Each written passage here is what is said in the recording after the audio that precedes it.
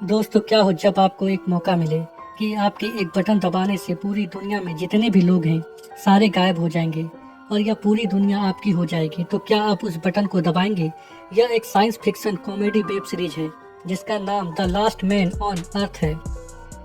कहानी की शुरुआत एक रहस्यमय वायरस से होती है। फिल मिलर पृथ्वी में आखिरी बचा हुआ इंसान है जो कि एक बस को लेकर पूरे अमेरिका में घूमता है ताकि उसे कोई जिंदा इंसान मिल जाए।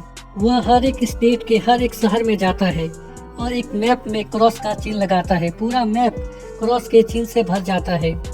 वह हर एक जगह से कीमती सामान और पेंटिंग को चुरा लेता है और जब उसे कोई इंसान नहीं मिलता तो वह अपने शहर टेक्सन लौटने का फैसला करता है और आखिरी प्रयास के रूप में वह हर बोर्ड में अलाइव इन टेक्सन लिखता है ताकि कोई इंसान उसके संदेश को पढ़कर उसे ढूंढता हुआ टेक्सन आ सके। फिल मिलर टेक्सन में सबसे बड़े घर को अपने घर के रूप में चुनता है और चुराए गए सारे सामान और पेंटिंग को उस घर में लगा देता है और अपने फैमिली को याद करता है। रात के समय वह गॉड से अपने किए गए कामों के लिए माफी मांगता है और अपने लिए एक लड़की की मांग करता है। अगली सुबह वह अंडरपेंट में ही शॉपिंग करने के लिए जाता है। वह सुपरमार्केट के कांच को एक पिस्तौल से तोड़ देता है क्योंकि उसे पता था कि उसे कोई देख नहीं रहा है। वह हर उस काम को करता है जो कि एक नॉर्मल इंसान नहीं करता।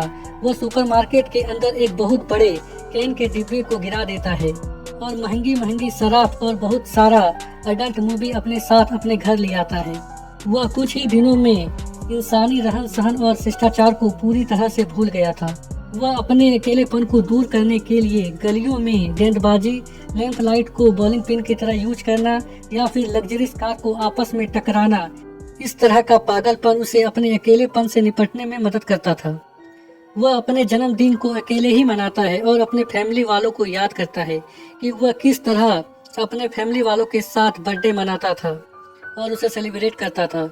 उसके अकेलेपन को दूर करने के लिए उसके साथ कोई नहीं था। वह हर रात भगवान से अपने लिए एक लड़की को मांगता था। इसी तरह 5 महीने का समय बीत जाता है। फिल मिलर के पूरे घर में प्लास्टिक और कूड़े कचरे का ढेर लग जाता है जिसे साफ करने में ना उसकी कोई दिलचस्पी थी और ना ही उसे लग रहा था कि इसे साफ करने में कोई फायदा है। शराब में वह नहाता था और उसी को पीने लगता था, बिल्कुल एक बच्चे की तरह। वह एक स्विमिंग पूल की लकड़ी को काटकर बाथरूम की तरह यूज करने लगा था और बॉल में फेस बनाकर उनसे बातें करने लगा था।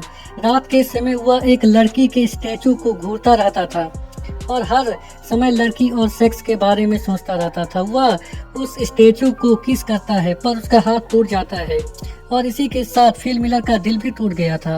वह मरने का मन बना लेता है और वह अपने दोस्तों से हार मानने के लिए माफी मांगता है और कहता है कि तुम लोग इंसान नहीं हो। और वह अपने कार को स्टार्ट करता है और एक बहुत बड़े पत्थर से अपने कार को टकराने जा ही रहा होता है कि तभी उसकी नजर काले धुएं में जाती है। वह समझ जाता है कि वहाँ पर कोई जिंदा इंसान है, शायद कोई लड़की। इसीलिए वह अपने मरने का मन छोड़ देता है और सीधा उस धुएं की ओर जाता है जहाँ उसे कुछ ऐसा देखने को मिलता है जो कि वह सालों से देखना चाहता था। एक लड़की का बरा जिसे किसी ने सूखने के लिए डाला था। फिल मिलर उस बरा को सूंघने लगता है और बेहोश हो जाता है कि वह एक सुंदर लड़की के गोद में है जो कि उसे किस कर रही है। तभी उसे वास्तव में होश आता है और वह देखता है कि एक लड़की उसे किस कर रही है। वह सुंदर तो नहीं पर उम्र में उससे बड़ी होती है जो कि फिल मिलर को सीपीआर दे रही थी क्योंकि उसे लग रहा था कि फिल मिलर मर रहा है। वह तुरंत उस लड़की से दूर हट जाता है और उससे कहता है कि वह सुंदर लड़की कहाँ गई। कैरोल उसे अपने अंडरपैंट को देखने को कहती है जो कि गीला होता है। फिल मिलर उसे कहता है कि मैंने अपने अंडरपैंट को गीला नहीं किया और वह कैरोल की तरफ बढ़ता है। यह देखकर कैरोल बंदूक निकाल लेती है और फिल मिलर मान लेता है कि हाँ उसने अपने पैंट को गीला किया था। कैरोल उसे बताती है कि अलाइव इन टेक्सन देखकर वह यहाँ पर आई है। ऐसे तो फिल मिलर हर रोज भगवान से लड़की मांगता था पर आज लड़की उसके सामने थी पर वह उतना उत्साहित नहीं होता। कैरोल फिल मिलर के साथ उसके घर देखने जाती है। रास्ते में फिल ट्रैफिक नियमों को नहीं मानता। कैरोल उसे कहती है कि हमें ट्रैफिक नियम को मानना चाहिए और ट्रैफिक में रुकना चाहिए पर फिल कहता है कि क्या फर्क पड़ता है, यहाँ पर तो कोई है ही नहीं। और वह कैरोल को अच्छा फील कराने के लिए वह ट्रैफिक में रुकता है। पहले वह राइट देखता है, फिर वह लेफ्ट और फिर आगे बढ़ता है। कैरोल फिल के घर देखकर चौंक जाती है क्योंकि उसके पास दो पुल थे। उसमें से एक को उसने शौचालय बना रखा था और दूसरे को कूड़ा फेंकने का जगह।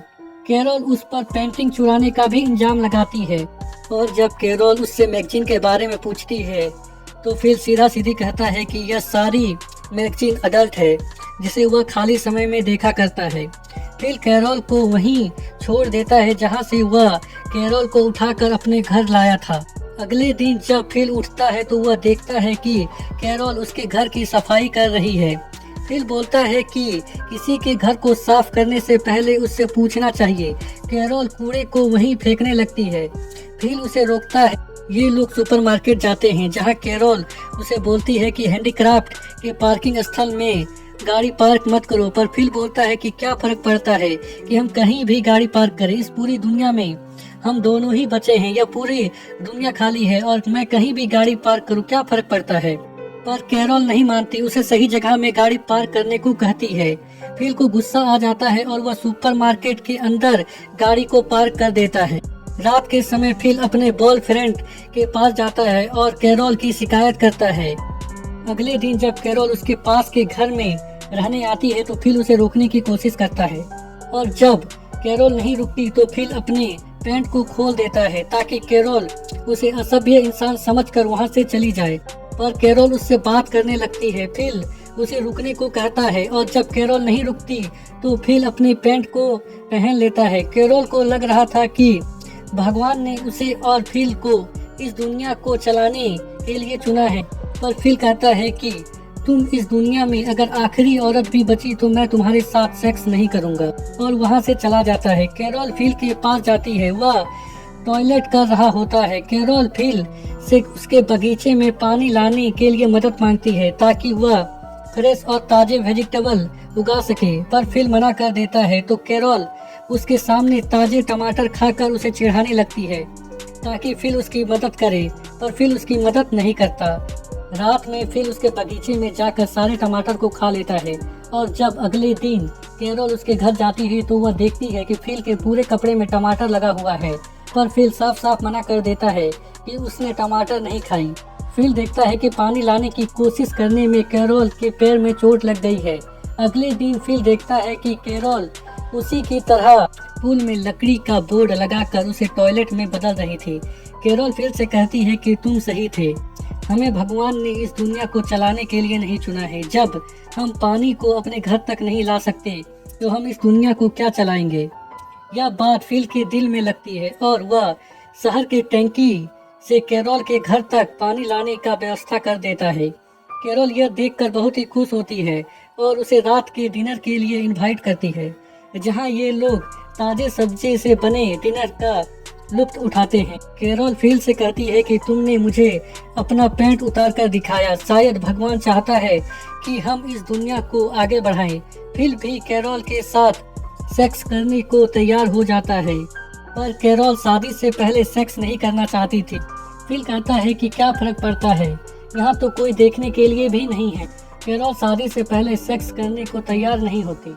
वह बोलती है कि बिना शादी के वह बच्चे पैदा नहीं करेगी। फिल उसकी बात मान लेता है और उसे प्रपोज करता है शादी करने के लिए। कैरोल भी मान जाती है। फिल अपने घर चला आता है और यह एपिसोड यहीं पर खत्म हो जाती है।